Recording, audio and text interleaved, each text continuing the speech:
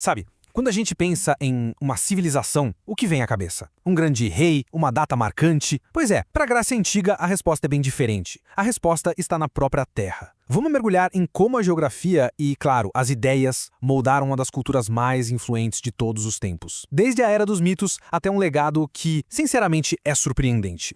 Para entender a Grécia, a gente precisa primeiro olhar para o mapa. Aquele terreno todo montanhoso não era só um detalhe na paisagem, não. Ele foi literalmente o arquiteto da sociedade grega. Pensa nessas cordilheiras como muros gigantescos, muros naturais que isolavam as comunidades umas das outras. Isso forçou cada uma a se virar, a se desenvolver de um jeito próprio, sabe? E o resultado? Bem, não foi um império unificado, mas sim um mosaico de cidades-estado independentes, cada uma com a sua cara, com a sua identidade. E olha, essa terra não era nada fácil. Era rochosa, era seca, pobre em recursos. Basicamente, um país pobre. Só que essa desvantagem toda acabou virando uma força. Isso forjou um povo criativo, resiliente, que precisou olhar para além das montanhas, lá para o mar, para conseguir sobreviver e, claro, construir seu futuro. E foi nesse cenário que as primeiras sementes dessa civilização começaram a aparecer. A gente entra agora no chamado período homérico. É uma era quase de lendas, que a gente conhece não tanto por registros históricos, mas muito mais pelos poemas épicos que atravessaram os séculos. Esse período é um verdadeiro quebra-cabeça para os historiadores. Muitas vezes é chamado de Idade das Trevas.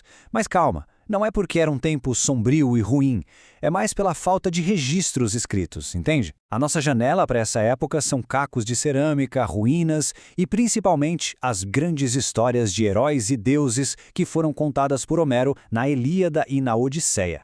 Tá, mas como é que era a vida nesse tempo? Primeiro, esquece a ideia de grandes cidades. O centro de tudo era o oikos. Pensa no oikos como uma grande unidade familiar, um clã. Cada oikos tinha o seu senhor, que era tipo um rei no seu próprio pedaço de terra. A economia era basicamente rural, mas o mar já começava a chamar para o comércio. E olha, era um mundo bem violento, militarizado, movido por guerra e honra, exatamente como Homero descreveu. Só que essa organização em famílias isoladas não ia durar para sempre. No período arcaico, a gente vê nascer a grande invenção que se tornaria o coração, a alma da vida grega, a polis, a famosa cidade-estado. O que aconteceu foi que as famílias começaram a se juntar, buscando mais segurança, cooperação. Faz sentido, né?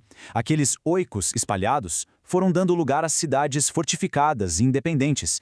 E essas cidades, as polis, se tornaram os centros de tudo. Da política, do comércio, da cultura. Foi ali, nesse palco, que a história grega começou a acontecer de verdade. Agora um ponto muito importante, nem toda a polis era igual, longe disso. No mundo grego surgiram dois modelos completamente opostos, representados pelas duas maiores potências da época. De um lado, a gente tinha Atenas, uma sociedade mais aberta, ligada no comércio, que evoluiu politicamente, que fez reformas para resolver seus problemas. Do outro lado, Esparta. Uma verdadeira máquina de guerra, fechada, governada por dois reis, obcecada com instabilidade militar e que odiava mudanças. Eram dois mundos totalmente diferentes convivendo no mesmo espaço. E foi justamente a tensão entre esses dois mundos que acabou dando o pontapé inicial para o período mais famoso da Grécia, a Era Clássica. Uma época, assim, de um brilho cultural incrível, sem precedentes, mas também de conflitos terríveis que quase destruíram o mundo grego. E aqui tem uma coisa muito louca. Mesmo vivendo em guerra umas com as outras, existia um sentimento muito forte que unia todas as cidades gregas, o pan-helenismo. Era a ideia de que, no fundo, não importava se alguém era de Atenas ou de Esparta, todos eles faziam parte de uma mesma cultura, a cultura helênica. E isso os diferenciava de todo o resto do mundo, de todos os outros povos, que eles chamavam genericamente de bárbaros. E o que formava essa identidade comum, então? Era um conjunto de coisas. Eles falavam a mesma língua, adoravam os mesmos deuses lá no Olimpo, consultavam o mesmo oráculo de Delfos para tomar decisões importantes e, claro, competiam nos famosos Jogos Olímpicos. E como a gente sabe, nada une mais um grupo do que um inimigo em comum, né? E eles descobriram isso na pele, quando tiveram que enfrentar o gigantesco Império Persa. Essa citação aqui é perfeita para entender a cabeça de um grego daquela época. Um cidadão de Tebas era um tebano e um beócio, bem como um grego. A lealdade tinha várias camadas, sabe? A pessoa era, primeiro de tudo, leal à sua cidade, Tebas. Depois, à sua região, a Beócia. E por fim, há essa ideia maior de ser grego, uma identidade com várias faces.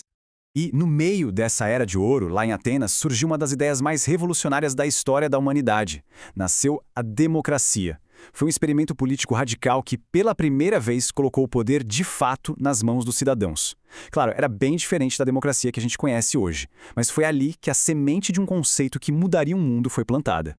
Mas como acontece em muitas grandes histórias, as mesmas rivalidades que levaram a Grécia ao seu auge também a levaram à ruína. As guerras sem fim enfraqueceram as cidades-estado, e isso abriu a porta para uma nova força que estava crescendo ali no norte. A gente entra agora no último capítulo da Grécia independente, o domínio da Macedônia.